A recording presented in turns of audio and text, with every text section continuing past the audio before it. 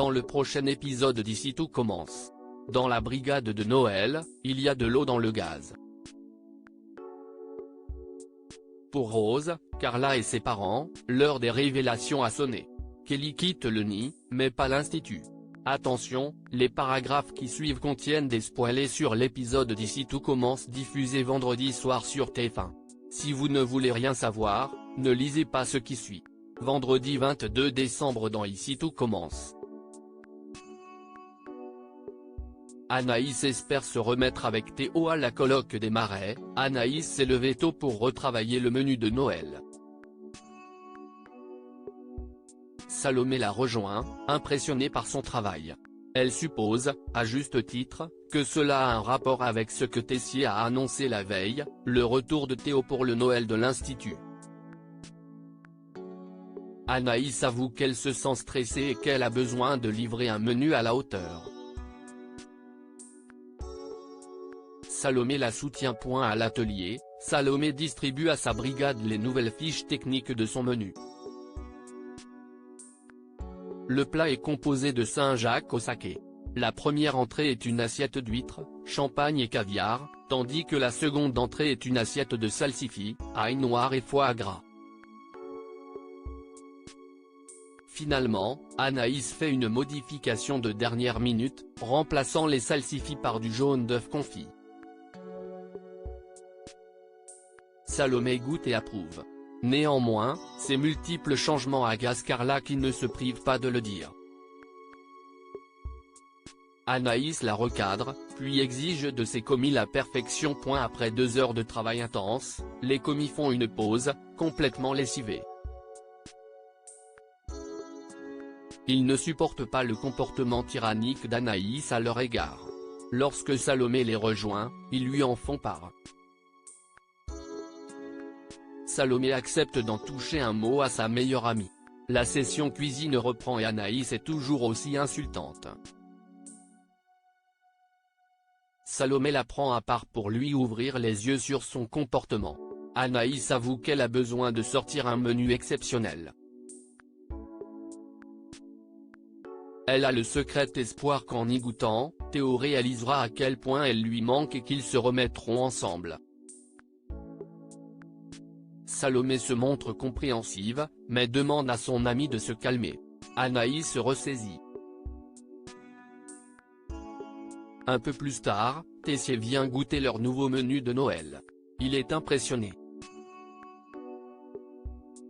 Une fois le directeur parti de l'atelier, Anaïs s'excuse face à sa brigade pour s'être défoulée sur eux au lieu de prendre sur elle. Elle les félicite tous pour leur super travail.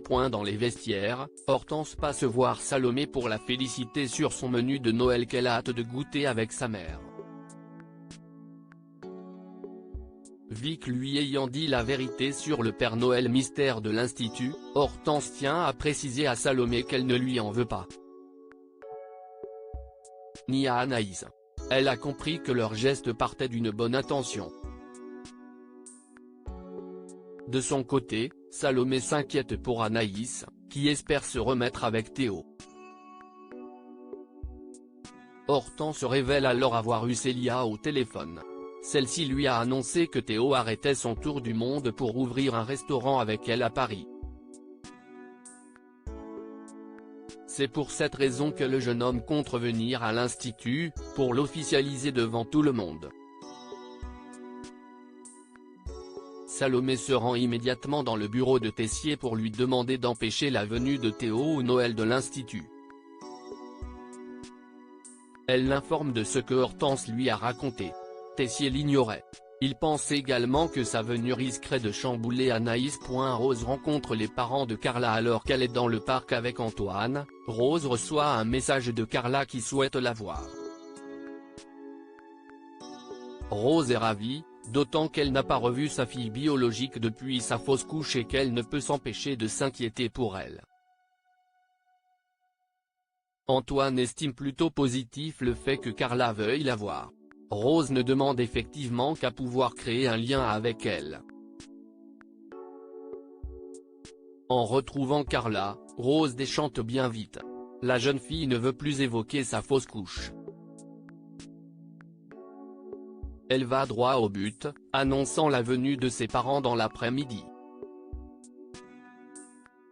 Ces derniers souhaitent rencontrer Rose et s'assurer qu'elle ne compte pas leur voler leur fille. Rose accepte de les voir. Rose confie ensuite son appréhension à Clotilde. Elle espère trouver le bon équilibre face à la famille de Carla. Clotilde pense qu'ils ont simplement besoin d'être rassurés sur le fait qu'elle ne prendra pas leur place. Un peu plus tard, Rose reçoit Carla et ses parents. Troublés par ce qu'ils ont lu sur elle sur Internet, ces derniers souhaitent en savoir plus sur les circonstances de la naissance de Carla. Étant donné que Rose a assassiné son père biologique, ils veulent aussi s'assurer qu'elle n'est pas un danger pour leur fille. Choquée par la réaction de ses parents adoptifs, Carla prend la défense de Rose.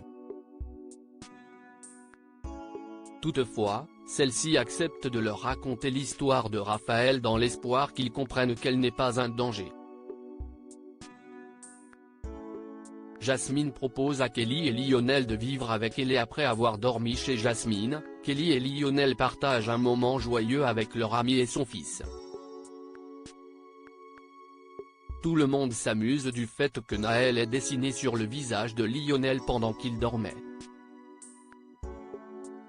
À l'institut, Laetitia croise Jasmine et Thibaut.